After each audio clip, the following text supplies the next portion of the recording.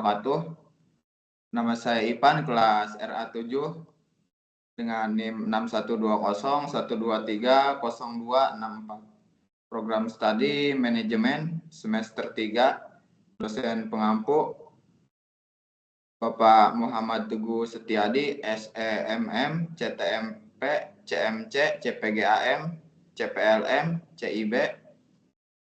Baik, jadi di sini saya akan mempresentasikan tugas teori ekonomi. Yang pertama ada elastisitas permintaan dan penawaran. Elastisitas adalah konsep umum yang digunakan untuk mengkuantifikasi tanggapan dalam satu variabel ketika variabel lain berubah. Elastisitas adalah bilangan yang menunjukkan beberapa persen yaitu satu variabel akan berubah akibat perubahan pada variabel lain sebesar 1%. Elastisitas juga dikenal sebagai sensitivitas. Elastisitas menunjukkan hubungan sebab akibat yang terjadi, di mana perubahan variabel dependen sebagai akibat dari adanya perubahan pada variabel independen. Yang selanjutnya ada jenis-jenis elastisitas permintaan. Yang pertama ada permintaan inelastisitas sempurna. Elastisitas sama dengan kosong. Perubahan harga tidak mempengaruhi jumlah yang diminta. Dengan demikian, kurvanya terbentuk vertikal. Yang kedua ada permintaan elastis sempurna. Elastis tak terhingga, di mana pada suatu harga tertentu pasar sanggup membeli semua barang yang ada di pasar. Dengan demikian kurvanya berbentuk horizontal. Yang pertama ada permintaan uniter elastis. Yang kedua ada permintaan tidak elastis. Dan yang ketiga ada permintaan elastis. Yang selanjutnya ada faktor yang mempengaruhi elastisitas permintaan. Tingkat kemampuan barang-barang lain untuk menggantikan barang yang bersangkutan. Pendapatan yang akan dibelanjakan untuk membeli barang tersebut. Dan jangka waktu analisis. Yang selanjutnya ada kelangkaan sebagai sumber masalah. Secara sederhana, pengertian kelangkaan dapat diartikan sebagai terbatasnya sumber daya sehingga mengakibatkan kebutuhan manusia tidak tercukupi. Saat kita memerlukan sesuatu, kita tidak bisa menghadapi apa yang kita perlukan. Hal ini juga disebut sebagai kelangkaan. Secara luas, kelangkaan ekonomi dapat diartikan sebagai salah satu masalah ekonomi paling mendasar yang kita hadapi setiap hari. Banyak digunakan dalam bisnis untuk menunjukkan kesenjangan antara penawaran dan permintaan. Yang selanjutnya ada masalah ekonomi. Masalah ekonomi adalah masalah yang sering terjadi dalam kehidupan sehari-hari, baik masalah dalam jual beli, tawar-menawar, ataupun ekspor-impor.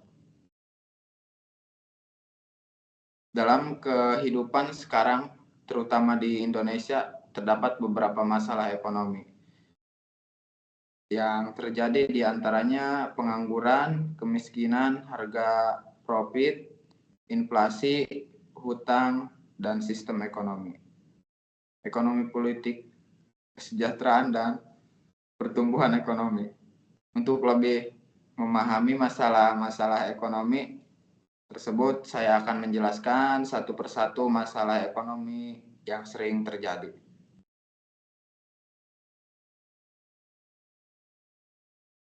Yang pertama ada masalah ekonomi modern.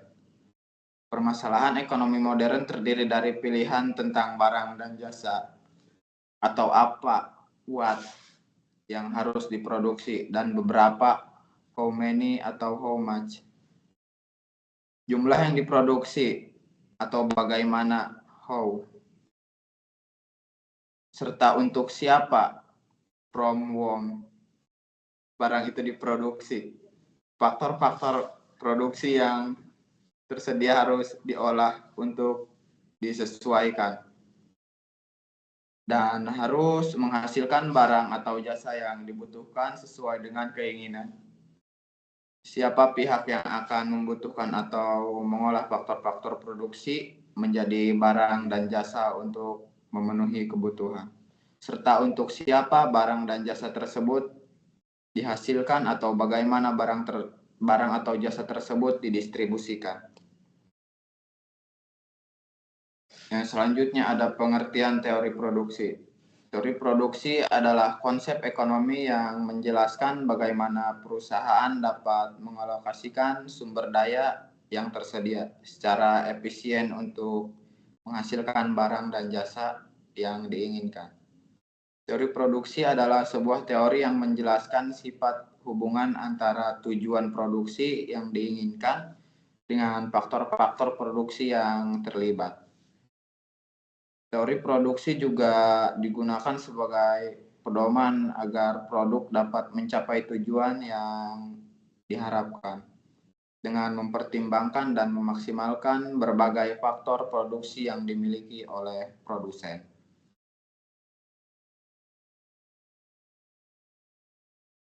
Yang selanjutnya ada fungsi produksi.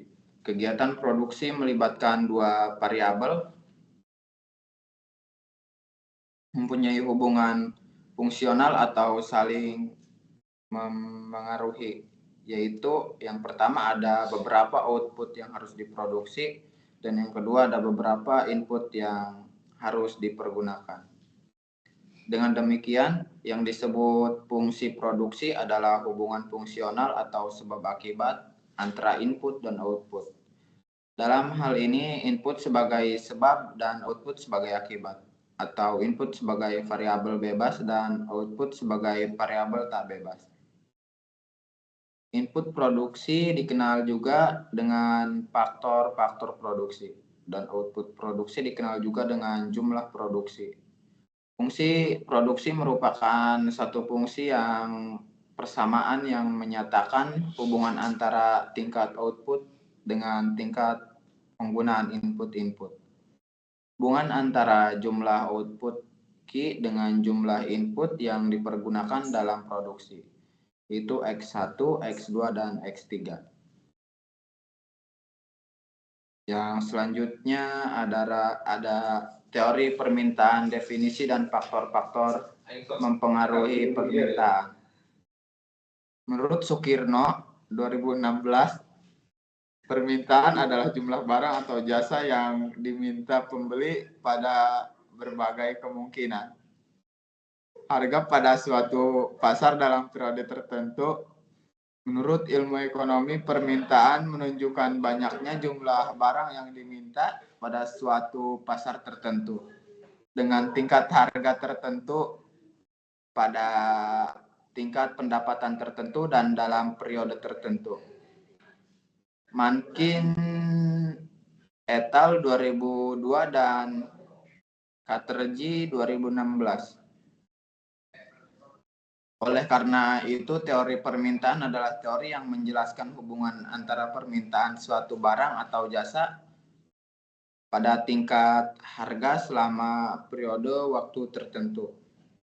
Pada teori permintaan, naik atau turunnya permintaan barang atau jasa dipengaruhi oleh beberapa faktor. Yang selanjutnya ada hukum permintaan. Hukum permintaan merupakan konsep yang menjelaskan sifat hubungan antara permintaan suatu barang terhadap harga. Nuraini 2016 dan Suparyana 2017, hubungan jumlah barang yang diminta dengan tingkat harga memiliki sifat negatif. Hukum permintaan berlaku asumsi ceteris paribus. Artinya hukum permintaan berlaku jika faktor-faktor selain harga tidak berubah atau tetap. Bunyi hukum permintaan sebagai berikut. Jika harga suatu barang atau jasa meningkat, jumlah barang yang diminta akan menurun. Sebaliknya, jika harga suatu barang dan jasa menurun, jumlah barang yang diminta akan semakin meningkat. Yang selanjutnya ada hukum penawaran. Hukum penawaran adalah suatu pernyataan yang menjelaskan mengenai sifat hubungan antara jumlah barang atau jasa yang ditawarkan dengan harga suatu barang. Pindik dan Daniel 2009. Hukum penawaran menyatakan bahwa jika semakin tinggi harga suatu barang, maka semakin banyak jumlah barang yang ditawarkan. Jika semakin rendah harga suatu barang, maka akan semakin sedikit jumlah barang yang ditawarkan. Hukum penawaran menyatakan bahwa terdapat hubungan positif antara harga suatu barang dengan jumlah barang yang ditawarkan. Artinya jika harga suatu barang naik, maka jumlah barang ditawarkan juga akan naik dan sebaliknya. Slide dong.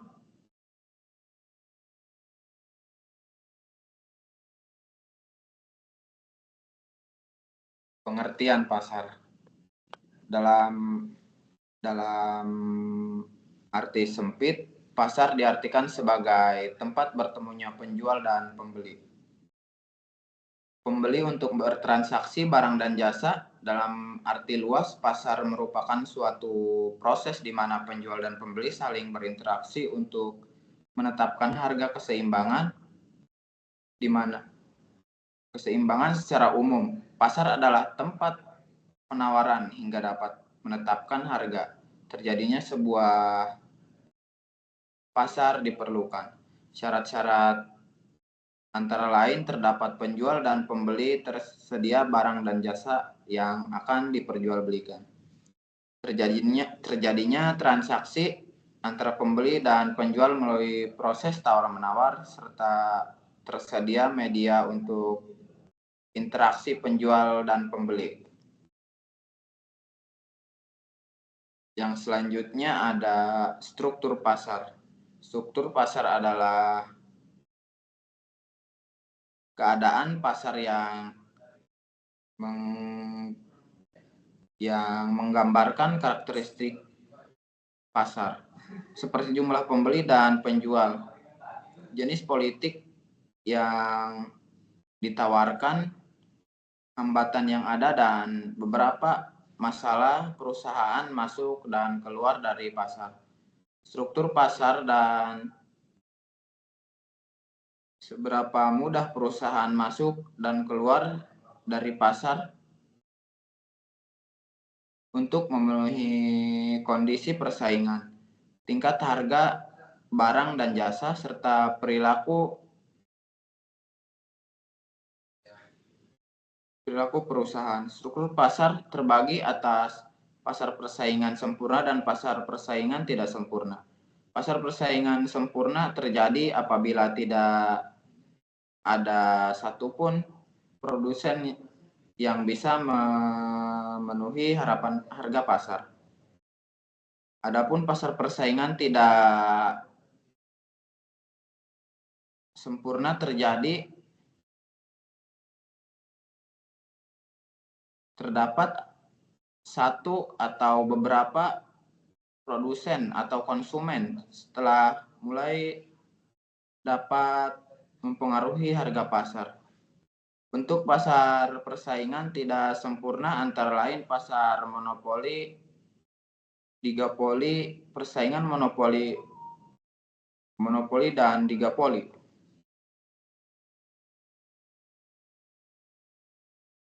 Yang selanjutnya ada pasar monopolistik. Pasar persaingan monopolistik adalah pasar yang terjadi bila dalam suatu pasar terdapat banyak produsen, tetapi ada diferensiasi produk atau perbedaan merek, bungkus, dan sebagainya. Di antara produk-produk yang dihasilkan oleh masing-masing produsen, jadi model pasar persaingan monopolistik pada dasarnya sama dengan model pasar persaingan sempurna. Hanya saja dalam pasar monopolistik diperkenalkan adanya diferensiasi produk, sehingga produk yang dijual bersifat heterogen atau beragam. Istilah diferensiasi produk di sini ditentukan secara real dua barang yang tidak berbeda, namun dapat dianggap berbeda oleh konsumen. Pasar ini juga mengakui bahwa kekuasaan monopoli tertentu yang ditimbulkan dari penggunaan merek dan tanda dagangnya yang berbeda. Oleh sebab itu, kurva permintaannya mempunyai kemiringan negatif. Contoh pasar persaingan monopolistik adalah rumah.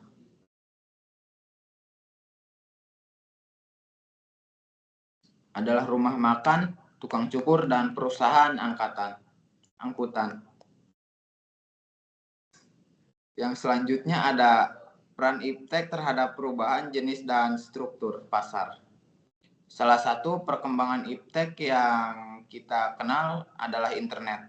Teknologi yang memudahkan manusia melakukan komunikasi dan ahli informasi secara cepat serta tidak dibatasi jarak dan wilayah. Terbukanya internet bagi masyarakat luas berdampak perdagangan. Yang selanjutnya ada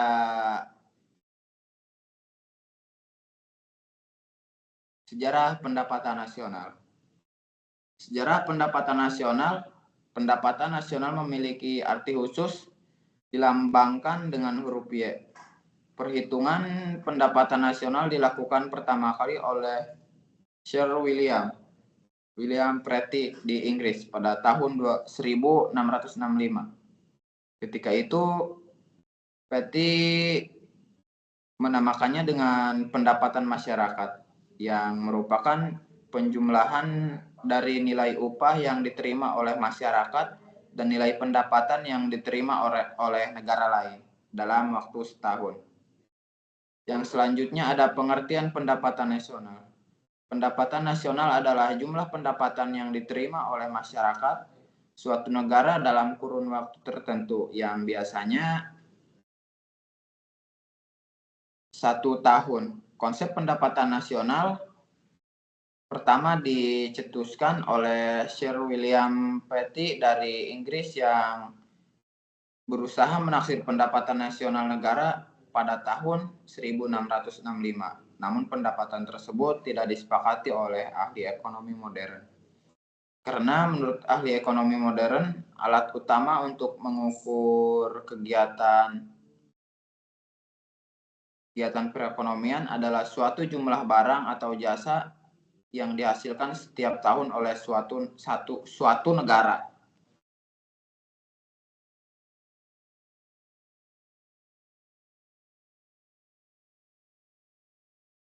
Karakteristik pendapatan nasional. Yang pertama ada mengukur kesejahteraan ekonomi. Yang kedua menggunakan perhitungan ekonomis tertentu. Yang pertama ada pendekatan produksi atau output. Mengukur nilai tambahan yang dihasilkan oleh sektor-sektor ekonomi dalam suatu negara. Yang kedua ada pendekatan pengeluaran. Mengukur total pengeluaran untuk barang dan jasa akhir produksi seperti konsumsi rumah tangga. Yang C, pendekatan pendapatan atau menghitung total pendapatan yang diterima oleh faktor-faktor produksi seperti upah sewa, bunga, dan laba. Yang selanjutnya ada konsep pendapatan nasional. Yang pertama ada produk domestik bruto atau PDB. Yang kedua ada produk nasional bruto atau PNB. Yang ketiga ada produk nasional neto atau PNN. Yang keempat pendapatan nasional neto atau PN. Yang kelima ada pendapatan personal atau PP. Dan yang terakhir ada pendapatan disposable. Materi yang selanjutnya ada persaingan monopolistik. Pasar monopolistik secara sederhana, pasar monopolistik adalah bentuk yang di dalamnya terdapat banyak penjual atau produsen dan pembeli atau konsumen. tetapi produk yang dijual memiliki perbedaan yang cukup signifikan, sehingga penjual memiliki sedikit kekuatan untuk mengontrol harga. Pasar monopolistik adalah salah satu jenis pasar persaingan tidak sempurna. Dalam pasar monopolistik, ada banyak penjual yang menawarkan dagangan serupa, tetapi produk yang dijual dibedakan dan sisi kualitas, bentuk ukuran dan karakteristiknya. Materi yang selanjutnya ada karakteristik persaingan monopolistik. Persaingan monopolistik memiliki beberapa karakteristik yang mencerminkan cara perusahaan beroperasi dalam pasar yang memiliki banyak penjual dan produk yang berbeda. Berikut adalah karakteristik persaingan monopolistik, yaitu yang pertama ada hambatan masuk rendah, yang kedua hiderensasi produk, yang ketiga digerensasi harga, dan yang terakhir elastisitas permintaan. Yang selanjutnya ada ciri-ciri persaingan monopolistik. Terdapat cukup banyak penjual dalam pasar persaingan monopolistik, namun demikian ia tidaklah sebanyak dalam pasar persaingan sempurna. Apabila di dalam pasar sudah terdapat beberapa puluh perusahaan, maka pasar persaingan monopolistik sudah mungkin terwujud. Yang penting tidak satupun dari perusahaan-perusahaan tersebut ukuran atau besarnya jauh melebihi dari perusahaan-perusahaan lainnya. Perusahaan dalam pasar monopolistik mempunyai ukuran yang relatif sama besarnya. Keadaan ini menyebabkan produksi suatu perusahaan relatif ini menyebabkan suatu produksi perusahaan relatif sedikit kalau dibandingkan dengan keseluruhan produksi dalam keseluruhan pasar.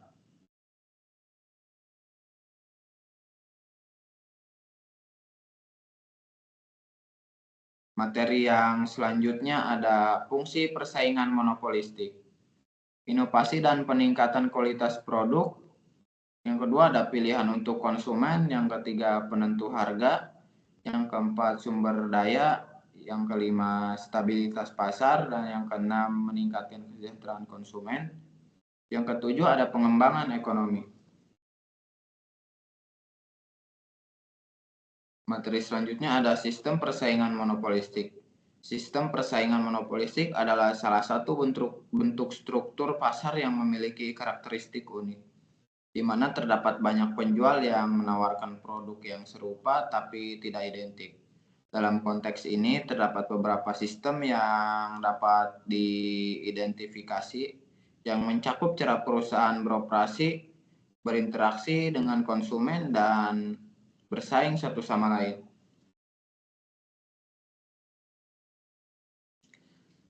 Yang selanjutnya ada pengertian pasar bebas dan kebijakan pemerintah.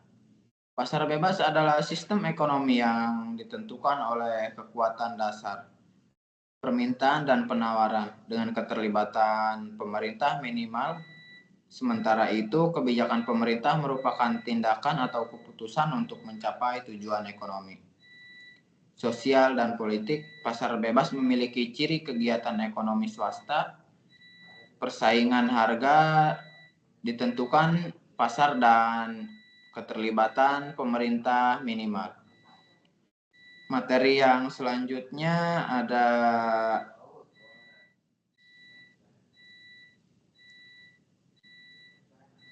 kebijakan pemerintah. Kebijakan pemerintah adalah langkah-langkah yang diambil oleh pemerintah untuk mempengaruhi perekonomian suatu negara, yang bisa mencakup aturan dan regulasi yang mengatur pasar. Dalam konteks pasar bebas, pemerintah biasanya memiliki peran tertentu meskipun pasar tidak sepenuhnya bebas dari pengawasan. Yang pertama ada kebijakan fiskal, dan yang kedua ada kebijakan moneter. Yang ketiga regulasi dan perlindungan, dan yang terakhir ada perdagangan internasional. Materi yang selanjutnya ada perdagangan internasional dan pasar bebas. Pasar bebas juga berlaku dalam konteks internasional, di mana negara saling berinteraksi dalam perdagangan, namun kebijakan pemerintah sering memainkan peran penting dalam mengatur hubungan perdagangan antar negara. Pasar bebas adalah sistem ekonomi yang menekankan pada kebebasan individu dan perusahaan untuk berinteraksi tanpa banyak campuran tangan dari pemerintah dalam sistem ini. Harga dan produksi barang serta jasa ditentukan oleh mekanisme penawaran dan permintaan yang mendorong definisi persaingan dan inovasi. Namun pasar bebas juga dapat menimbulkan beberapa masalah seperti ketimpangan ekonomi, praktek monopoli, dan ekspor sumber daya alam. Meskipun demikian, peran pemerintah tetap sangat penting untuk menjaga keseimbangan dalam perekonomian. Pemerintah berfungsi untuk mengatur pasar atau melindungi hak-hak konsumen, mencegah monopoli, serta memastikan keberlanjutan sosial dan lingkungan. Materi yang selanjutnya ada definisi perekonomian terbuka. Perekonomian terbuka adalah perekonomian yang melibatkan diri dalam perdagangan nasional atau ekspor dan impor barang dan jasa, serta modal dengan negara-negara lain. Sistem ini memberikan kesempatan bagi masyarakat untuk berinteraksi dalam bidang ekonomi dengan negara lain untuk perseorangan. Swasta ataupun pemerintah, kegiatan ekonomi tersebut bisa dalam bentuk perdagangan produk, barang dan jasa, atau penukaran teknologi dan sebagainya.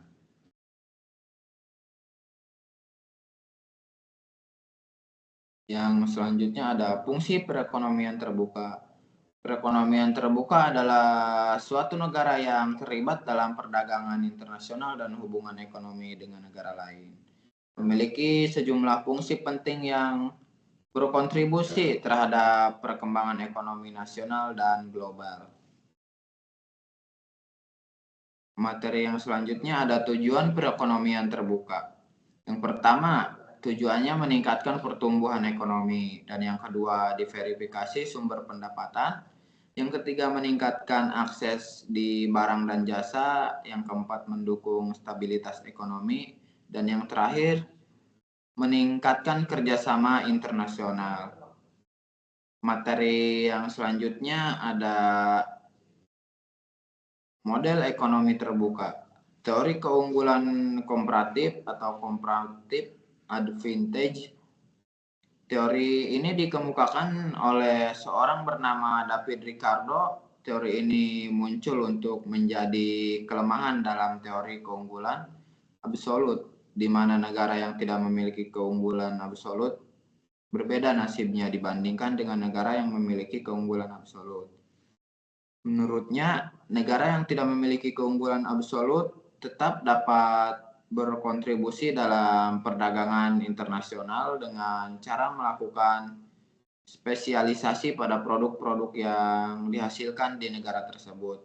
Selain itu, keunggulan komparatif akan muncul ketika negara dapat memproduksi barang atau jasa dengan mengeluarkan biaya tenaga kerja yang lebih murah dibanding dengan negara lain. Yang selanjutnya ada pendekatan model Solow-Schwen dengan perekonomian terbuka. Model pertumbuhan ini memasukkan pengaruh aliran modal internasional dalam menentukan tingkat tabungan, investasi, dan akumulasi modal. Menunjukkan bagaimana perekonomian terbuka memungkinkan transfer modal dan teknologi dari negara maju ke negara berkembang.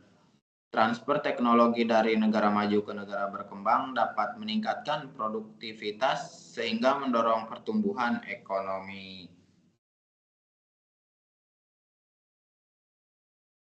Yang selanjutnya ada pendekatan dengan hambatan perdagangan. Pendekatan dengan hambatan perdagangan adalah strategi yang digunakan suatu negara untuk melindungi perekonomiannya dari persaingan asing dengan membatasi atau mengatur perdagangan internasional. Hambatan perdagangan dapat berbentuk tarif, kuota, subsidi, atau peraturan lainnya. Pendekatan ini berfokus pada analisis dampak tarif, kuota, dan hambatan non-tarif lainnya terhadap pola perdagangan dan kesejahteraan. Contohnya pendekatannya adalah pengaruh tarif impor terhadap harga barang domestik dan kesejahteraan konsumen, atau dampak kuota impor terhadap jumlah barang yang diimpor dan harga barang tersebut. Yang selanjutnya ada kesimpulan. Mata kuliah teori ekonomi memberikan dasar yang kuat untuk memahami bagaimana ekonomi berfungsi dan bagaimana pengambilan keputusan ekonomi dilakukan.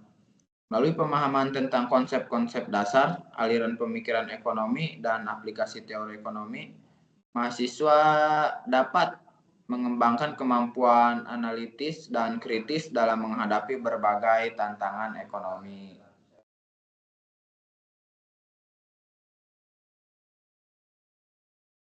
Mungkin cukup sekian presentasi dari saya, kurang dan lebihnya mohon maaf. Wabillahi taufiq wal hidayah. Wassalamualaikum warahmatullahi wabarakatuh.